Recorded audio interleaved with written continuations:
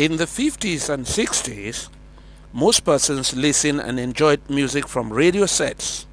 Only a privileged few could listen to music from a musical equipment. The predominant equipment at the time was a gramophone, popularly referred to as his master's voice. The logo of the gramophone was a dog with its mouth facing a megaphone. The gramophone used a coil system through a winder. Records were played on the gramophone, and these records were very heavy. It was exciting to watch someone operate the gramophone.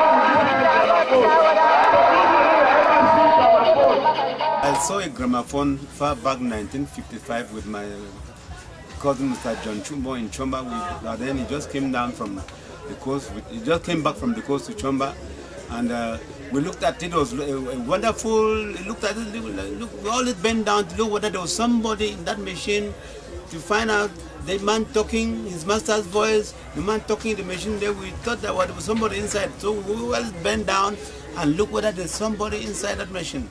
Then when we bent down, we saw nothing, but he told us that the noise is only inside the machine and that there was nobody inside. Oh, in the evening the house was always full because people in Chomba around us there would always fill the house, sit there, and we enjoyed with him, we danced, and we always enjoyed our weekends with him. Every weekend, every Saturday we were always with him. I was very excited. I was very excited because that was my first time of seeing a gramophone, and we imagined what was really talking inside. We really imagined what was really talking inside. At that time, I was in standard 2. Did you have an opportunity, Pafosi, to touch that gramophone? No, I touched it. I touched it because I was really wanted to see what was inside, whether somebody was inside singing, but I saw nothing. But I touched it. How did the other people in Chumba react when they came to enjoy that gramophone? No, a lot of people were very happy to see him because all of us in Chomba, nobody had seen a gramophone in 1956 in Chomba. So we were very excited to see him. He was like a king in our village at that time. It was always in his house on Saturdays that all of us would go and gather there and dance with him and drank palm wine and then we leave. Did you know how to operate the gramophone? I did not know. I was still in standard 2 at that time and still very young. I didn't know much. You must have been telling stories to other children in the primary school about the gramophone that was in your house. No, I was always telling my friends when we go back to school that my cousin had brought some machine in our house which is talking like a person too. It was very wonderful, very enjoyable. Every Saturday we are always with him, dancing. When I talk of drinking palm wine, I was not drinking palm wine. My people, the people around us were drinking palm wine and enjoying dance. There was never a time that it was broken down? It kept playing until around 1960 that it became bad and was not repaired again, and that was all about it.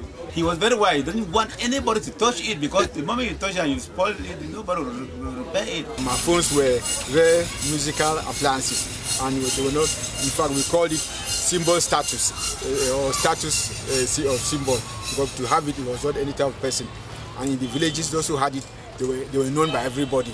In the evening as kids, we eat very early, we go to the house where there's a gramophone. Not everybody touched the phone, we only listened because there was somebody, he hadn't batteries, he didn't use energy.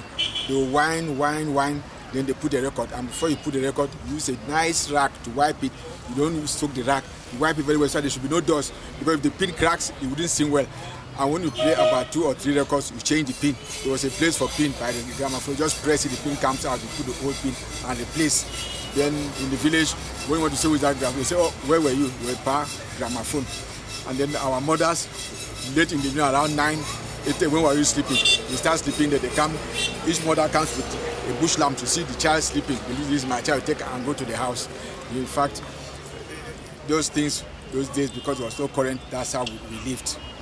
Which of your people own a gramophone? In fact, my stepfather owned a gramophone, and since I was an elderly child in the house, I used to play, and I played rare occasions. Then mothers come and look, because the records, they had a loudspeaker, something like a loudspeaker and a dog, and on that there's a label there, his master's voice. So those old mothers who come with their walking sticks and say, is that man who is singing, is the head inside? Is this multi, where are they hiding the man? Because they didn't know that the sound was already recorded in that record. So they thought it was the head inside the gramophone. How were you taught to play the gramophone? The owner will be playing, and your father or stepfather will be playing, and will ask, are you singing? If I'm not the one, they can you play? Till you say yes, then they will try you. When they say, like, go and play, let's see. You whine. When it's full, you put. And if you whine, you don't whine it fully. As he starts playing, it starts giving a funny sound. They say, oh yeah, you have to go and whine it quicker until you whine to the fullest. Did people on any occasion come to hire or borrow the gramophone from your house? Before they come to hire, they first of all beg that you should accept that they can hire, because hiring was not easy.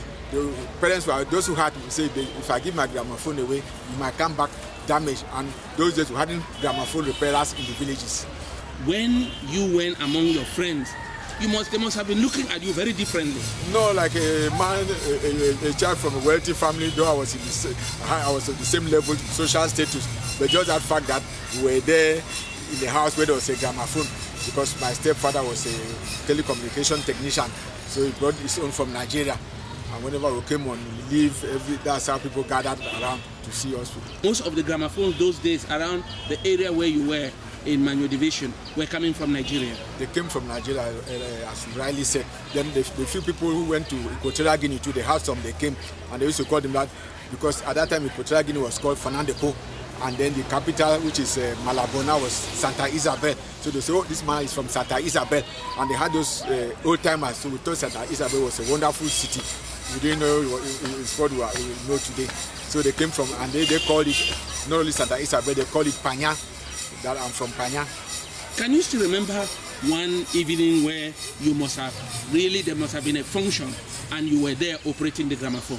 I can still remember when a neighbor had they gave birth to a child, so they wanted to animate, and then it was there. I was the one, in fact, I was the one winding. When I wind, then I put the record and because before you put the pen, it gets back, and then it has a clicking sound. Before you put it, it starts playing. You must have been treated specially that night. You know, I had my fufu and eru. They will ask me whether I want to eat again. Then they will ask me the dialect, will you eat again? I say no, I'm satisfied. What I've taken is sufficient. When you look back to the days of the gramophone and the present day, how do you feel? In fact, I think we have missed an instrument which, if I was working at that time, maybe I would have bought one to keep just like archives for my children, for posterity. In fact, I feel that we lost something that are no traces, because our children, when you talk to them about gramophone, they don't understand what it means. Did they ever talk to you in primary school about the gramophone? They used to talk that these gramophones were invented by scientists in Europe, but as a child we didn't understand. We just knew that musical instrument was one existing, so we didn't. The invention or who invented didn't matter much to us, but it was the sound that it was producing.